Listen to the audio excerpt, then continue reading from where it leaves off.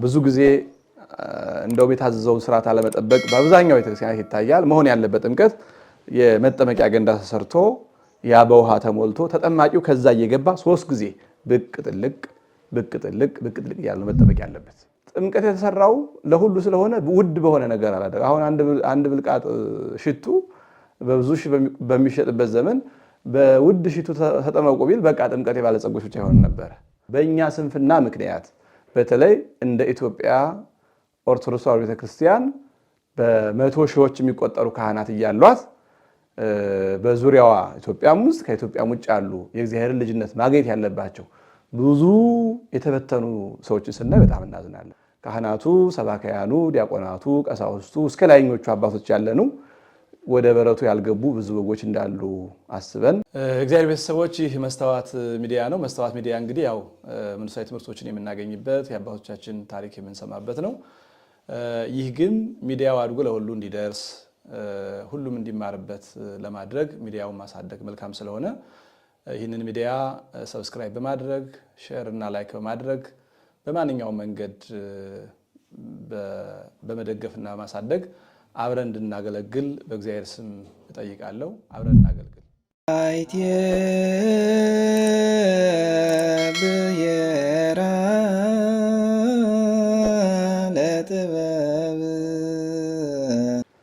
በስመ አብ ወወልድ ወመንፈስ ቅዱስ አሐዱ አምላክ አሜን።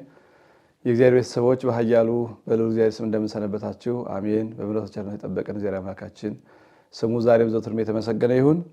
ባለፈው ሳምንት የዮሐንስ ወንጌል ምዕራፍ 3 የመጀመሪያውን ክፍል በተለይም ደግሞ ስለ ኒቆዲሞስ አገልግሎትና ፍጻሜ ከወጣኒነቱ እስከ ፍጹምነቱ ያለውን አይተን ነበር የቆምነው። ዛሬ ደግሞ ኒቆዲሞስ ከጌታችን ስላገኘው ትምህርት በተለይ ስለ ዳግም መወለድ የሚያነሳውን ክፍል መሰረት አድርገን እንነጋገራለን። እግዚአብሔር አምላካችን ምስጢሩን ይግለጽልን። እንግዲህ ባለፈውም ጠቆም አድርገን እንደነበረው ጌታችን መጀመሪያ ለኒቆዲሞስ የተናገረው እውነት እውነት እልሃለሁ ዳግመኛ ካልተወለደ ሰው ዳግመኛ ካልተወለደ በቀር የእግዚአብሔር መንግሥት ሊያይ አይችልም ነው ያለው። ይሄ ለኒቆዲሞስም ለአይሁድም በጣም አዲስ ትምህርት ነው። ዳግመኛ መወለድ የሚባልም የእግዚአብሔር መንግሥት የሚባል ሌላ እነሱ የማያውቁትም የእግዚአብሔር መንግሥት የሚጠብቁት ነገር አልነበረም እና ይህንን ጌታችን ለኒቆዲሞስ ነግሮታል። በፍጹም ይሄ ጉዳይ ለኒቆዲሞስ ግልጽ አልነበረም። አንደኛ ዳግመኛ መወለድ ራሱ ለኒቆዲሞስ ምኑም አይደለም። እንግዲህ ዳግም መወለድ ሁለት አይነት ምስጢር አለው። አንደኛው የሰው ልጅ በነፃ ጠባይ ተፈጥሮ በመንፈስ ቅዱስ ከብሮ የእግዚአብሔር ልጅ ሆኖ ነበረ አዳምና ሔዋን። ከዚያ በኋላ በራሳቸው ጊዜ የሰይጣንን ስብከት ሰምተው ከእግዚአብሔር ልጅነት ወጥተው ከገነት ተባረሩ። ስለዚህ 5500 ዘመን የሰው ልጅ የእግዚአብሔር ፍጡር እንጂ የእግዚአብሔር ልጅ አልነበረም። ልጅነቱን አጥቶ ነበረ፣ የጸጋ ልጅነቱን። አሁን ግን ጌታችን መጥቶ ወንጌልን አስተምሮ በመስቀል ተሰቅሎ በጥምቀት ዳግም ልደት እንድናገኝ ሰጥቶናልና ስለዚህ አዳም መጀመሪያ ተወስዶት የነበረውን እንደገና በጥምቀት ስለምናገኘው ሁለተኛ መወለድ ወይም ዳግመኛ እየተባለ የሚጠራው በዚህ ምክንያት ነው። ሁለተኛው ዳግም የሚባልበት ምክንያት የሰው ልጅ ማንኛውም ሰው ከእናት ከአባት ይወለዳል፣ የስጋ ልደት። እንደገና ደግሞ ከእግዚአብሔር ሁለተኛ ልደት ይወለዳል በጥምቀት። ስለዚህ ለስጋው ልደት ይሄ መንፈሱ ልደት ሁለተኛ ስለሆነ ጌታችን ዳግመኛ ያልተወለደ በማለት የተናገረው ይህንን ነው።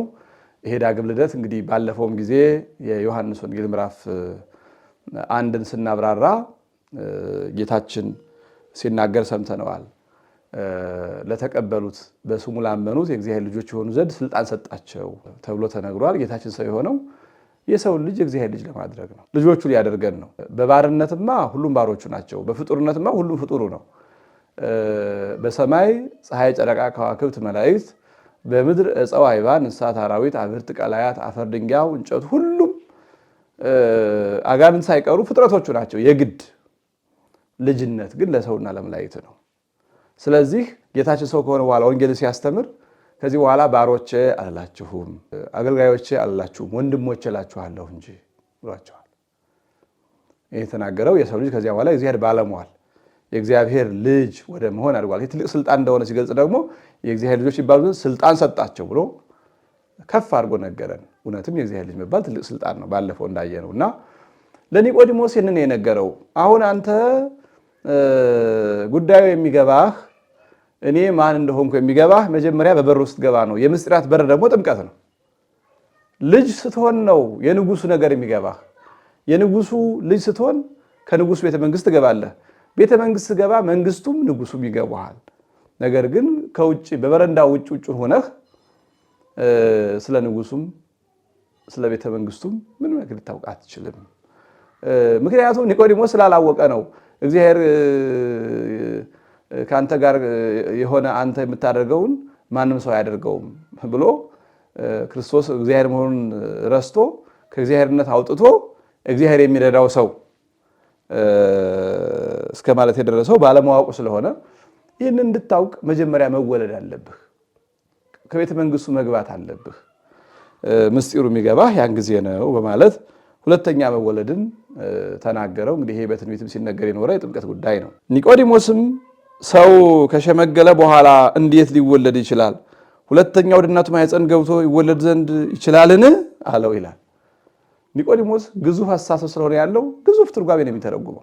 ድጋሚ የስጋ መወለድ መስሎታልና ይህን ጥያቄ አነሳ። ይሄ ኒቆዲሞስ በሌሊት መጣ ተብሎ ባለፈው ሳምንት እንዳየነው በሌሊት መምጣቱ ባላዋቂነት ባለማወቅ ገና በድንቁርና ክርስቶስ ሳያድርበት ልጅነትን ሳያገኝ የመጣ ሰው መሆኑን በዚህ እናውቀዋለን። እና እንዴት ብሎ ለእግዚአብሔር እንዴት የሚባል ነገር የለም።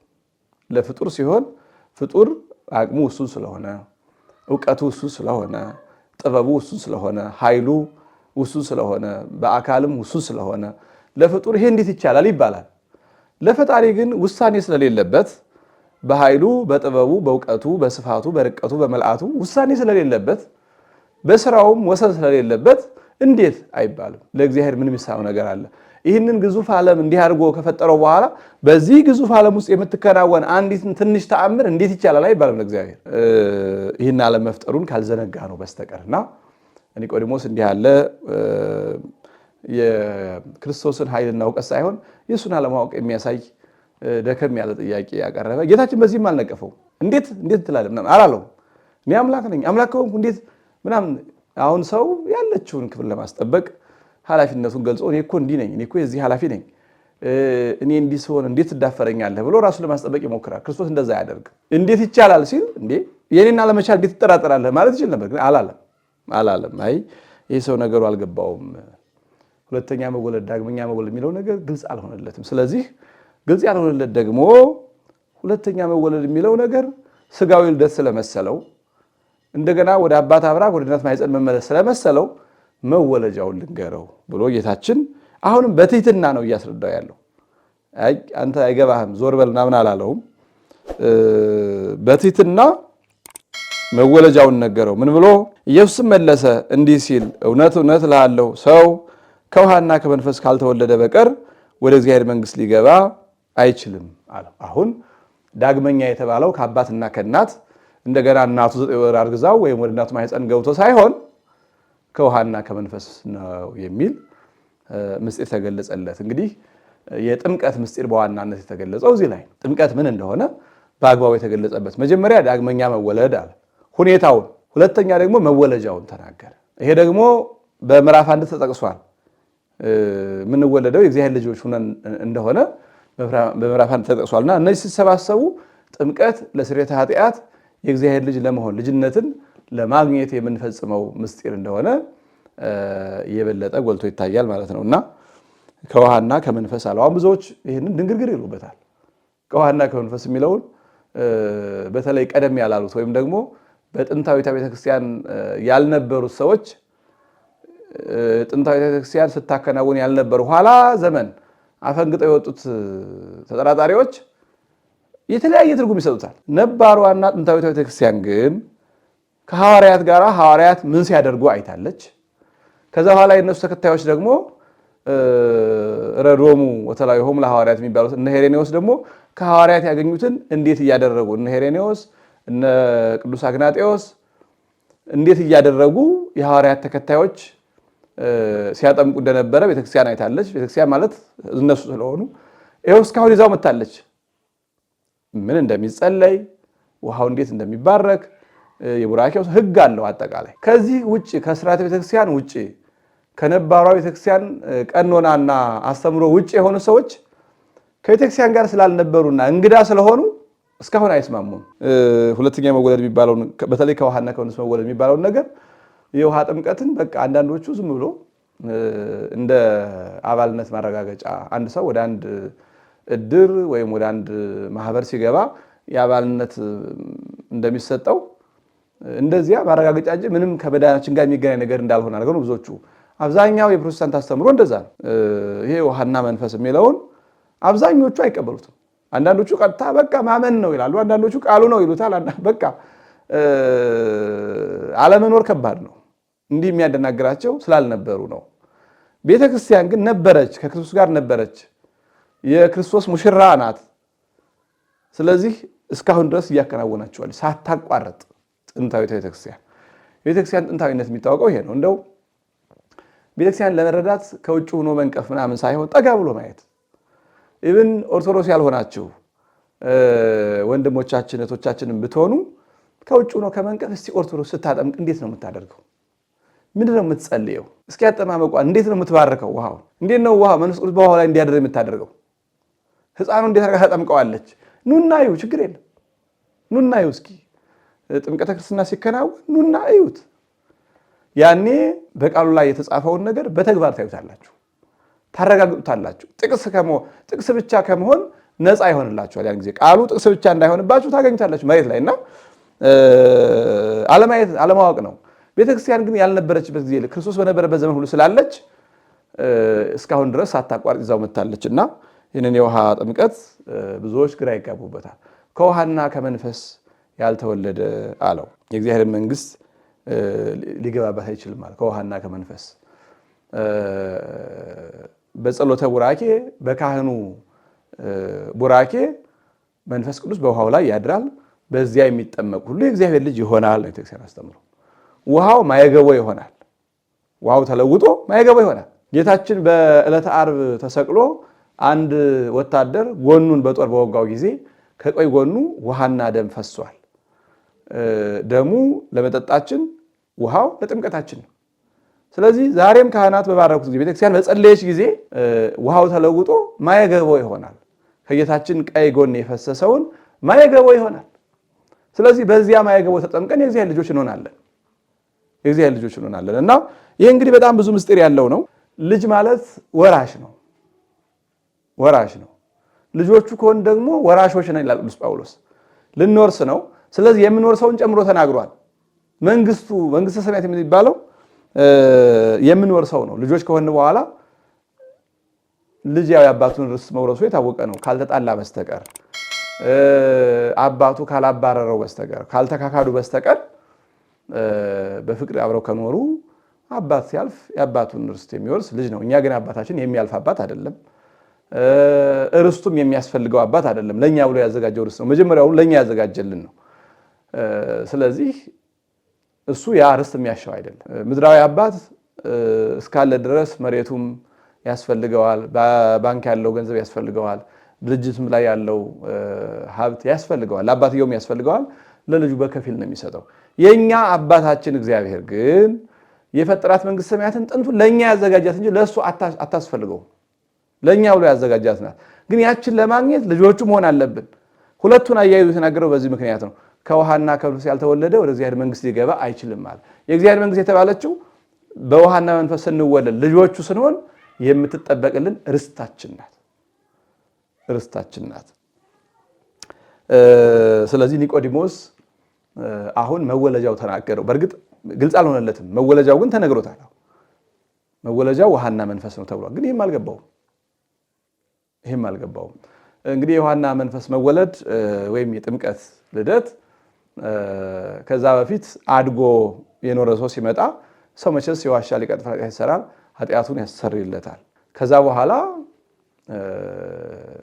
የክርስቲያናዊ ፍሬ እንዲያፈራ ያደርገዋል። እንግዲህ ኒቆዲሞስ መጀመሪያ ሲመጣ ተሸክሞት የመጣው ነገር ነበረ፣ ትብትብ። ገበሬው እርሻውን ዝም ብሎ አይዘራበትም። መጀመሪያ የሚመነጠረውን መንጥሮ፣ እሾሁን በእሳት አቃጥሎ፣ ደንጊያውን ፈንቅሎ፣ ጎድጓዳውን ሞልቶ፣ ደልድሎ፣ አርሶ፣ አለስልሶ ነው እንጂ ዝም ብሎ እንደመጣ በእሾህ ውስጥ ዘር ቢዘራ ያ እሾሁ ያስቀረዋል። ጌታችን በማቴዎስ ወንጌል ምዕራፍ 13 ላይ በእሾህ መካከል የወደቀ ዘር አለ ብሎ ዘሩ በቅሎ አድጋለሁ ባለ ጊዜ እሾሁ አስጨንቆ ያዘው እንዳለው ገበሬው በእሾህ ላይ አይዘራም። ማንኛውም ብልህ ገበሬ መጀመሪያ መሬቱን አጥርቶ መሬት ላይ ያሉ ነገሮችን በሙሉ አስወግዶ አፈሩ ብቻ እንዲቀር አድርጎ ነው፣ አፈሩንም ልስልስ አድርጎ ነው ዘር የሚዘራው። ጌታችን እንደዛ ነው ያደረገው። መጀመሪያ ኒቆዲሞስን አረሰው፣ ቁጥቋጦውን አስወገደለት፣ ጨለማውን አስወገደለት። ከዛ በኋላ ግን አሁን ዘር ይዘራለት ጀመር። ከዚህ በኋላ በጎ ፍሬ እንዲያፈራ። በእርግጥም ኒቆዲሞስ ጥሩ መሬት ነበረ፣ በትክክል እንዳፈራ አይተነዋል። ባለፈው ሳምንት ለጌታችን ጠበቃ ሆኖ ሲቆም በቀራንዮ አደባባይ አለሁ ሲል አይተነዋል። በቃ በጎ ፍሬ እንዳፈራ በዚህ እናውቃለንና መልካሙን የወይራ ዛፍ አሁን እየተከለ ነው። ይሄ ደግሞ ዘሩ የሚዘራው በጥምቀት ነው። የማይጠፋ ዘር የሚባለው የማይጠፋ ዘር እና መጀመሪያ በተለይ አድጎ ትልቁ ሆኖ የመጣ ሰው ንስሐ ገብቶ በጥምቀት ይሰረይለታል። ሕፃናት ግን በ40-80 ቀን ሲጠመቁ ንስሐ ግቡ ከበደላችሁ ተመለሱ አንላቸው። መጀመሪያውኑ ንጹህ መሬት ናቸው፣ ገና እሾህ ያልበቀለባቸው። ይሄኛው እሾህ በቅሎበት እሾህ ተነቅሎለት፣ ቁጥቋጦ በቅሎበት ቁጥቋጦ ተመንጥሮለት ያ በሳት ተቃጥሎ ምናምን ነው። ጊዜም ይፈልጋል። ቤተክርስቲያናችን አዲስ አማኝ ከሌላ ሃይማኖት ሲመጣ ቢያንስ 3 ዓመት ያህል ታስተምራለች። በትክክል ቶሎ ካመነ ከዛም ወዲህ ማክሲመም ግን 3 ዓመት ተኩል አካባቢ ታስተምራለች። እና ያ የሚደረገው መጀመሪያ እሾህ በቀለበት መሬት ላይ ስለማይዘራ ነው። ገበሬ አይዘራም። ወምድረ ይባኡ ውስተ ኅሬት ይደሉ ይማርጎሙ ቃለ ሃይማኖት፣ ወደ ጥምቀት ከመግባታቸው አስቀድሞ ሃይማኖት ያስተምሯቸው ይላል። ነገር ግን ምንም አይነት እሾህ ያልበቀለባቸው ቁጥቋጦ ያልበቀለበት ንጹህ መሬት ከተገኘ የማክሰኞ እርሻ ዝም ብሎ መዝራት ነው። የ40-80 ቀን ሕፃናት ስናጠምቅ ንስሐ ግቡ፣ እንዲህ አድርጉ፣ ተመለሱ፣ ታረቁ ምናምን አንላቸውም፣ ንጹሐን ስለሆኑ ነው። እንደ ኒቆዲሞስ ግን ትልቁ ነው የመጣው፣ ይመነጠርለታልና ዋናው ግን የዘሩ ሁኔታ ጥምቀት መሆኑን ጌታችን ነገረን። ከማይጠፋ ዘር የምንወለድበት ጥምቀት ስለሆነ ከውሃና ከነፍስ ያልተወለደ መንግሥተ ሰማያት አይገባም አለ። እንዲህ ያለው ልደት በሰው አእምሮ አይመረመርም። ኒቆዲሞስ ይህን ሲሰማ ጌታችን አስከትሎ አንድ ነገር ነግሮታል። ከስጋ የተወለደ ስጋ ነው፣ ከመንፈስም የተወለደ መንፈስ ነው። ዳግመኛ ትወለዳላችሁ ስላልኩህ አይግረምህ አለው።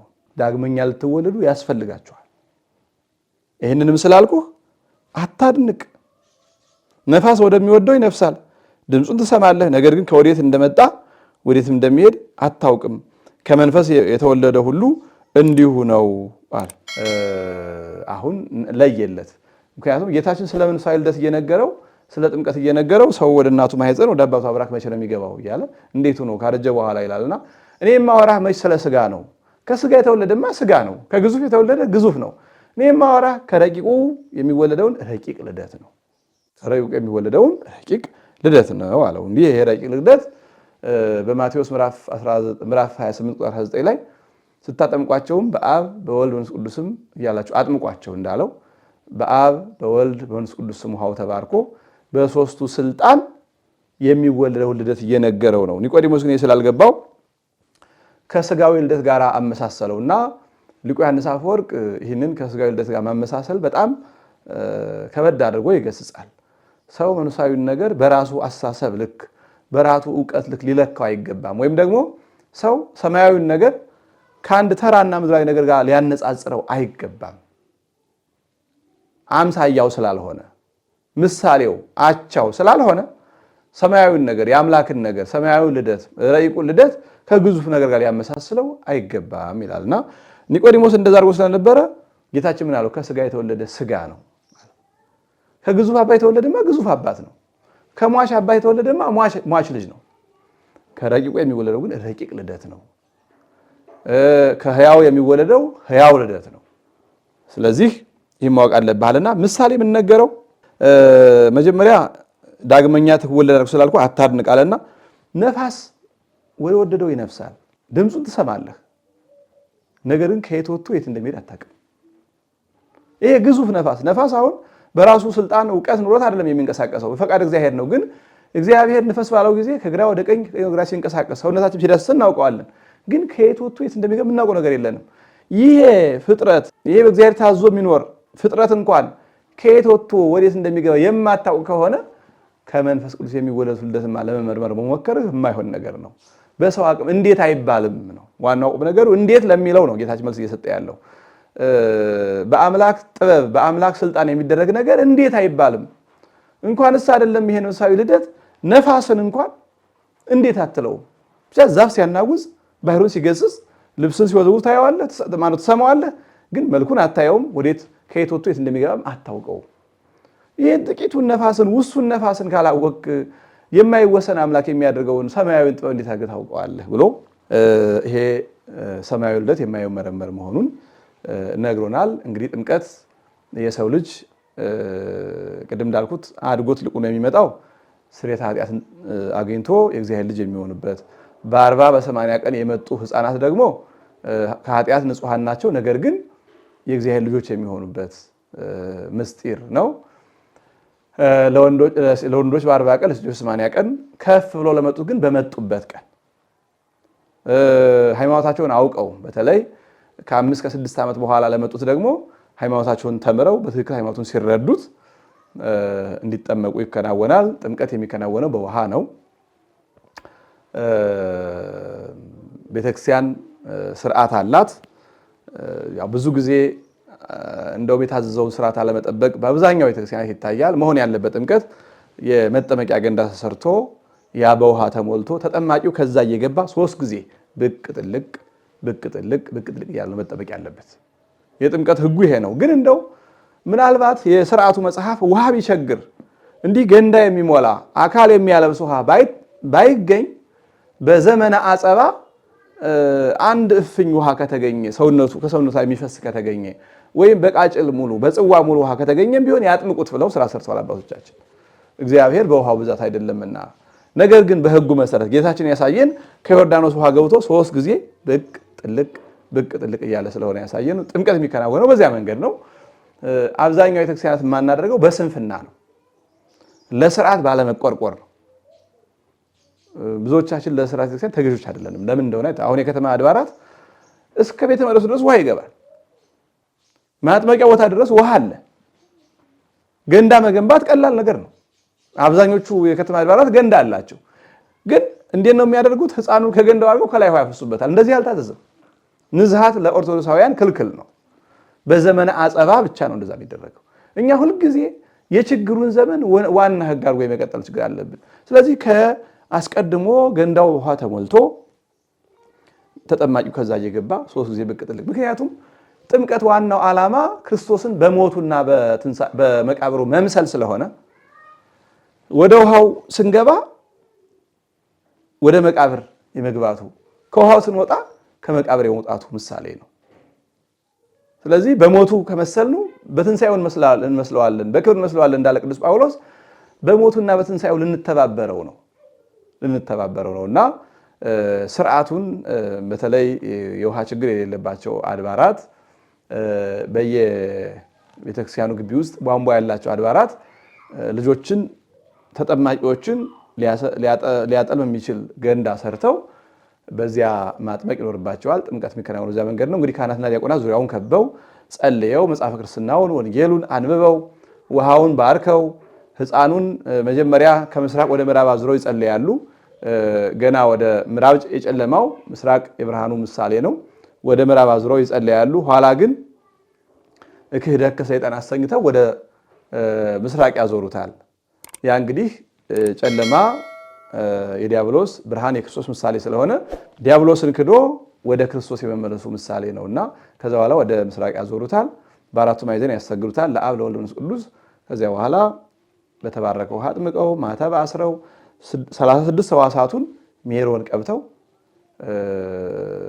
ስም አውጥተው ሰይመው ገብረ ኢየሱስ ወለተ ኢየሱስ ገብረ ሥላሴ ወለተ ሥላሴ ወይም በቅዱሳን ስም ሰይመው ወደ ቤተክርስቲያን ይዘውት ገብተው ቅዳሴ ተቀድሶ ሥጋው ደግሞ ይቀበላል።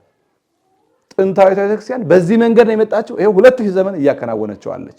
ሌሎቹ ግን የሚጸለይም ጸሎት የላቸውም፣ የሚጸልይም ካህን የላቸውም፣ መጸለያው መባረኪያው መስቀል የላቸውም። ሲጨንቃቸው ከወንዙም ከምኑ እየወሰዱ ዝም ብለው እንደ በግ ነክረው ማውጣት ነው።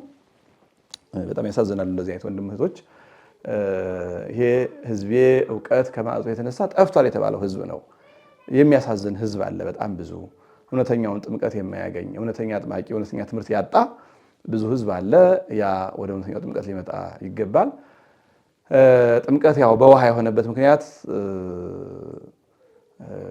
እሱ ባለቤቱ ነው የሚያውቀው። እኛን ለምን ካፈር አበጀን ብንል ለዚህ ሁሉ እንዴት እና ለምን ለሚለው ለአምላክ ለሰራው ለእያንዳንዱ ነገር ምክንያት ሰተን አንዘልቀውም።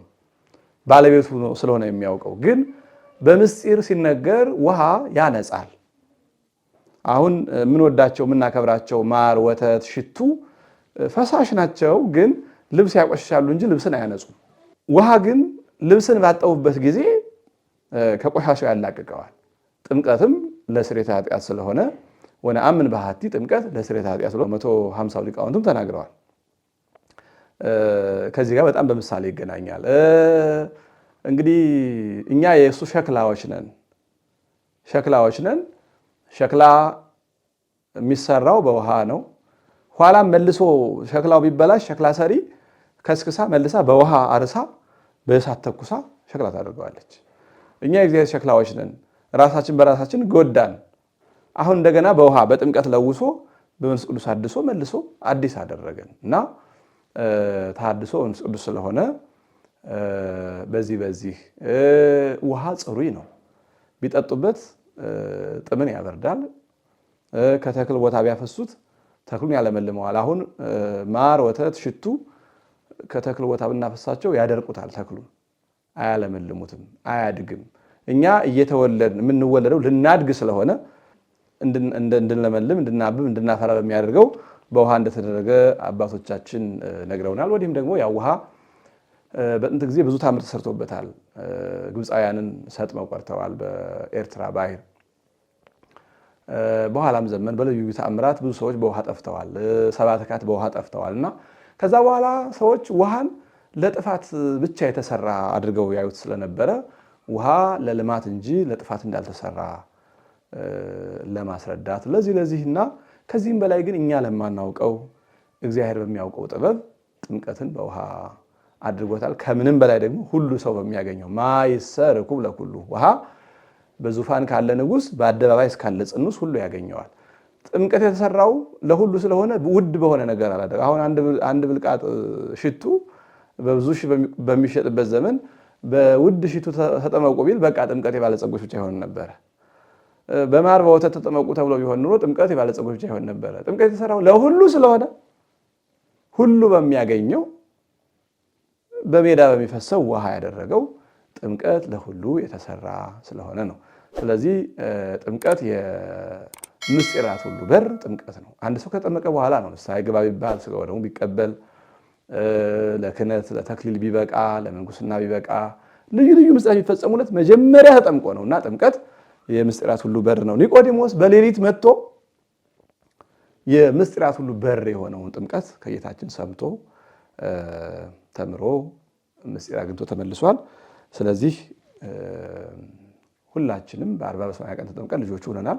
ግን ደግሞ ከዚህ በረት ያልሆኑ ገና መጠመቅ ያለባቸው ልጅነትን ማግኘት ያለባቸው በዓለም ዙሪያ በርካታ ሰዎች አሉ። በእኛ ስንፍና ምክንያት በተለይ እንደ ኢትዮጵያ ኦርቶዶክስ ተዋሕዶ ቤተክርስቲያን በመቶ ሺዎች የሚቆጠሩ ካህናት እያሏት በዙሪያዋ ኢትዮጵያም ውስጥ ከኢትዮጵያም ውጭ ያሉ የእግዚአብሔርን ልጅነት ማግኘት ያለባቸው ብዙ የተበተኑ ሰዎችን ስናይ በጣም እናዝናለን። ምክንያቱም ጌታችን በዚህ በረት የሌሉ ገና ብዙ በጎች ያሉ መምጣት ያለባቸዋል። የሚመጡት በጥምቀት ነው። የበረቱ መግቢያ ጥምቀት ነው። ግን ብዙ ሜዳ ያደሩ በጎች አሉና ካህናቱ፣ ሰባክያኑ፣ ዲያቆናቱ፣ ቀሳውስቱ እስከ ላይኞቹ አባቶች ያለኑ ወደ በረቱ ያልገቡ ብዙ በጎች እንዳሉ አስበን የእኛን ጥምቀት በክብር ጠብቀን ሌሎችንም በጥምቀት ወደ እውነተኛው አባታቸው ወደ እግዚአብሔር እንድንመልሳቸው እግዚአብሔር አምላክ ኃይሉን ያድለን። ከቁጥር 9 ጀምሮ ያለውን እንቀጥላለን። እስከዚያው አምላካችን በሰላም ይጠብቀን፣ ይቆየን።